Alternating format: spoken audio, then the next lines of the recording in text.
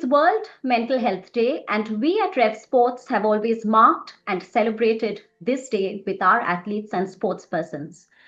Today with me, I have here a very eminent doctor, Dr. Mukesh Gupta, who is an eminent obstetrician and gynecologist, and we will ask him a few questions related to mental health.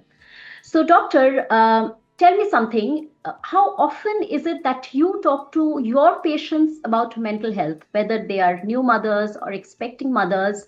How often is it, how common is it for doctors to talk to their patients about mental health? And is this a more recent development, say post COVID? Are we talking more about mental health now? See, mental health is not something which has happened post-COVID. Post-COVID is now, it's like everybody thinks that it is COVID and hence it is happening. But frankly speaking, mental health issue has been there for a long time and people are aware about it.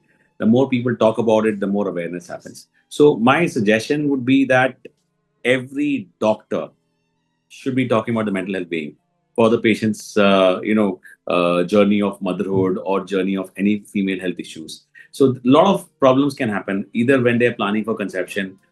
If she's suffering from a situation of fertility planning issues, then that can be a problem.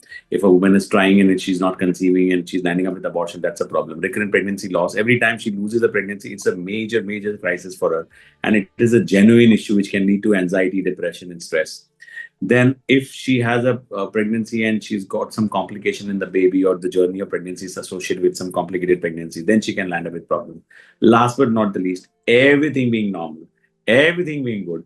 And in spite of that, if she lands up with a normal delivery, still she can go through a journey of postpartum blues or postpartum depression, purely because of the hormones and the situation. So we definitely need to understand that. Thank you, doctor. I'm myself a mother and I can quite identify with everything that you said. Now, you spoke about postpartum depression and you also said that, at least in your fraternity, talk about mental health is nothing new. But, as a woman living in India, I've noticed that people are very scared to talk about postpartum depression, or at least they were until very recently, because you're considered a little bit crazy, or you're considered hyper if you're reacting to if you've not immediately taken to the birth of your baby, if you're taking time, if you're having issues.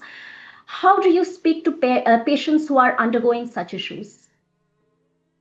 So I'll tell you my journey of pregnancy care. We at Lennis have a very simple formula. We follow what is called as an Oscar approach, one-stop clinic for assessment of risk.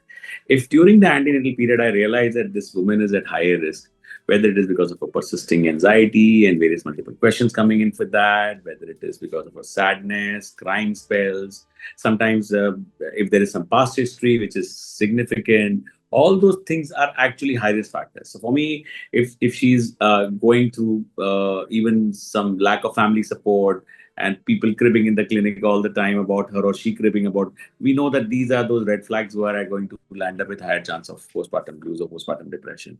Also, sometimes there is an inherent episode of depression or treatment for psychosis or some similar disease in the past, which is again a red flag, and we need to really take care. If she has a problem about sleeping pattern and she's not sleeping well and the support system is not there, or there's too much of anxiety in the workplace, all those factors are high risk factors.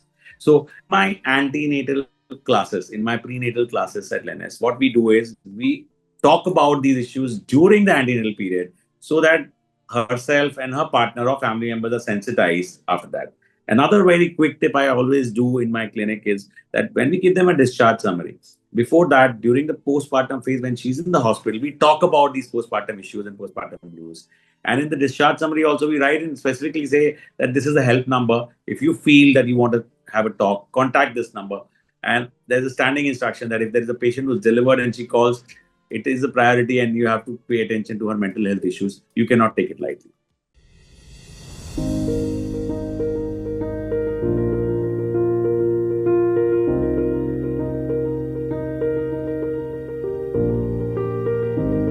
আপনি কি একজন মা বা মা হতে চলেছেন? আপনি কি নিজের ব্লাড গ্রুপ জানেন?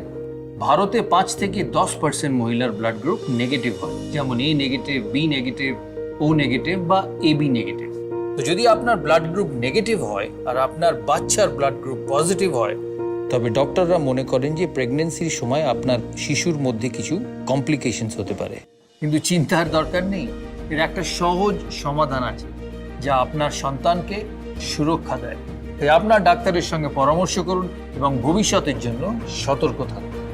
ভারত সিরামস অ্যান্ড ভ্যাকসিনস লিমিটেড এবং ম্যানকাইন্ড ফার্মার দ্বারা জনস্বার্থে প্রচারিত।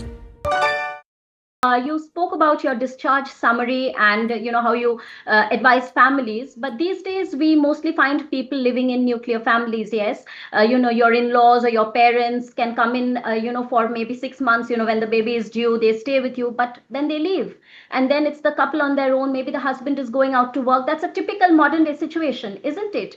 And Yes. then Yes. if you are prone to depression or postpartum blues, that's a typical situation. How would you address women who are possibly without that much of family support? And that's when modern day peer groups come in. So would you talk to our viewers a little bit about the peer groups that you can form around you to advise on in such situations?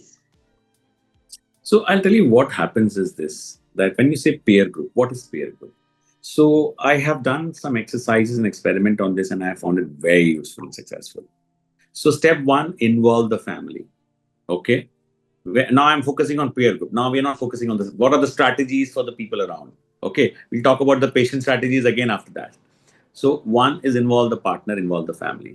So when we have our antenatal checkups, I always say, where's your mom? Where's your dad? Where's your family? So we come to know about the background. Okay. And we try to subtly ask them whether, even if it is a nuclear family, what's your plan? So we ask them, who's going to be a birth attendant? Who's going to be there with you at the time of the day? Are you? So that conversation during the antenatal gives us a tip. Then we ask them to create a birth plan. In the birth plan, again, she mentions that who's going to be her birth companion. So she may say that my mom is there, my sister is there, my friend is there, my husband is there, so on and so forth. So birth companion. Then again, during the journey of delivery, we allow the partner to be in the labor room. Okay? Besides that, during the antenatal classes, prenatal classes, we ask them to interact with other pregnant women and actually discuss things with them. So it's like a batch of people getting together. So there will be so many of these girls who are going to be delivering together around that time, and they'll create a camaraderie and friendship, and they will have these conversations, and also their partners will have. Even the husbands require peer group support. Okay. It is not easy for them to cope up with the wife. Okay, so that also helps them to understand that.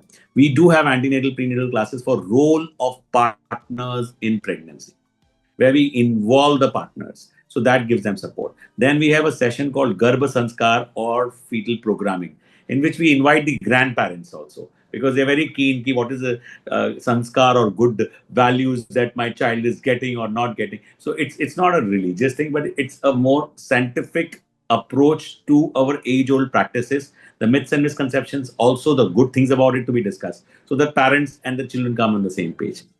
Of course, we also have a support group on social media.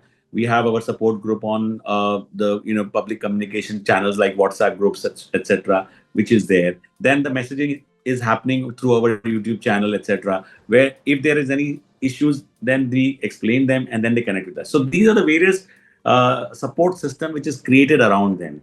Last but not the least, there is always one very important thing during her journey, during the delivery.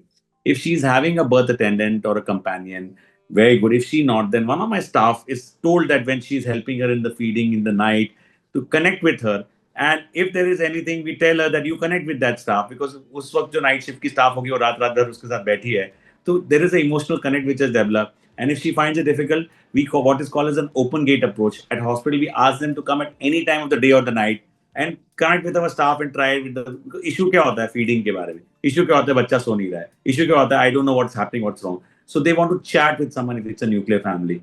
Earlier, there used to be large family and family members, but if they are not, then they need someone to speak to. So we say you come over and you do that. So this is the kind of peer support group. Besides the medical doctor, counselor in-house we have, and the psychiatrist support system that we have, these are the things which help them to overcome their small issues or even major if required. Thank you, doctor. I'm sure any, would-be mothers or, young mothers who are listening to all of this, who have, friends in that category who are going to be mothers, I'm sure they're going to find it really very helpful. Now, my last two questions, doctor, you spoke about, how, for instance, your hospital supports, new mothers or how they can create peer groups. But for instance, society at large talk about things like body shaming, a woman who puts on weight after she gives birth to a child. Yeah, now these are relatively new issues. In India we didn't have this even 2 decades ago, but now it's a very genuine thing. Athletes like Sania Mirza, who we have interviewed today for this mental health conclave, Sania has spoken out aloud about body shaming that she faced. So what would you say to society at large, when you're talking about the mental health of women? See, we have to understand and accept one very small thing, that there is going to be physiological changes for the pregnancy. The body is getting prepared for motherhood. There is going to be excessive deposition of fat for nurturing the baby, for feeding the baby. We cannot forget that the mother is manufacturing the baby.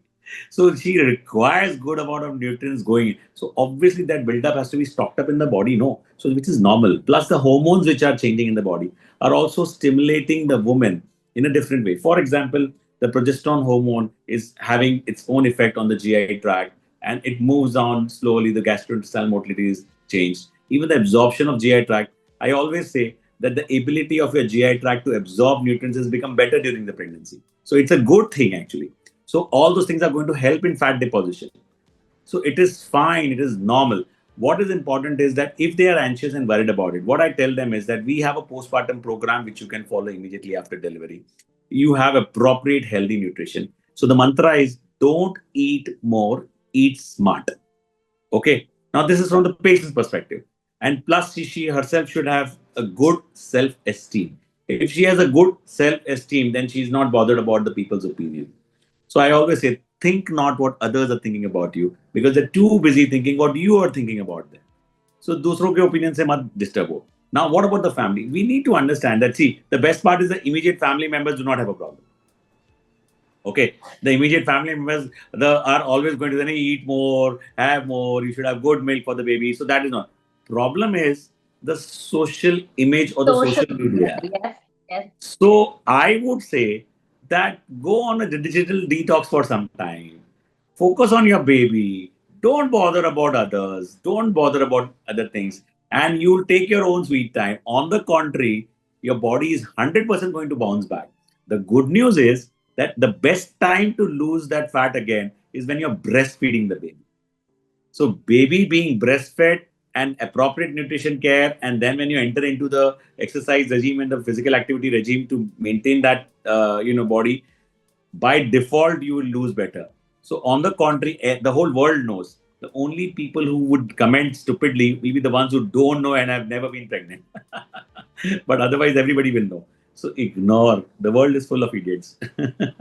Thank you. Thank you very much, Doctor. One last question, and I wish I had met you 11 years back when I became a mother. I learned all of this the hard way, what you're telling us now. But the last question for you today, you started off by saying that, mental health is nothing new. We doctors have always been concerned with that. But we still celebrate a World Mental Health Day, which we are doing today. So why would you mark that as significant anyways? I think any opportunity to sensitize people and reach out to them is welcome. Okay. So by creating these World Mental Health Day, and especially I thank your organization for creating such kind of good platform where you're reaching out to the large masses and sensitizing them to this such an important issue, which helps them to people to talk about it. The biggest strength of solving, or the biggest way to solve, the best tool to solve this issue is to talk about it. And that is what you're doing. And I think thank you to your team for doing that. Now, I would put one step ahead. I would say that the help is available, but we put a taboo mark on that and we don't ask for help. So I think it is imperative on the healthcare system and the social structure around them to keep a watch. So if there is an open communication between the partners and the family members, and if there is a shared responsibility between the partners and the family members, where, for example, if she's feeding, my wife's favorite dialogue is breastfeeding is for mothers, diapering and burping is for fathers. We have the standard joke that we tell in our antenatal classes. So the fathers need to be participating in the journey. It is no more a woman's issue. And I think if she's done the difficult part of manufacturing and pushing out the baby, it is definitely the responsibility of the rest of the family members. I always say it takes a whole village to bring up a baby, but actually it is just the mother who's good enough for everything. Lastly, but not the least, is that in this journey, when they are planning for that, these celebration of these activities and awareness activities and creating these touch points with the patients or the largest masses to sensitize them goes in a long way for their acceptance of the situation. For every woman who has a woman's health issue, whether it is menstrual pain, whether it is polycystic ovary, and because of that, the hormonal changes on the skin and the cosmetic issues, whether it is body shaming because of the hormonal imbalance in the mother or woman, whether it is thyroid issues leading to weight gain, whether it is simple pregnancy losses, or whether it's inability to conceive, and as simple as postpartum blues. And lastly, which is most important, is perimenopausal age group, where we discuss so many times, but the woman is not prepared for the hormonal changes impacting her mental health. So these platforms and these interactions help the society to understand that there is something called as hormones, which is coming from the hypothalamus, and that hypothalamus is also a center for hunger, thirst, and emotion. So if that is disturbed, hormonal imbalance is going to affect the mental well-being. So we all should talk about it and support each other to overcome these barriers. Over to you. Thank you. Thank you very much, Doctor. Thank you for your time on Mental Health Day. And, keep watching Revsportz for more this Mental Health Day. Thank you. Thank you very much from my side. For those who don't know me, I'm Dr. Mukesh Gupta, obstetrician gynaecologist from Lennox Malad, Mumbai. It was a pleasure interacting with your team. Thank you very much.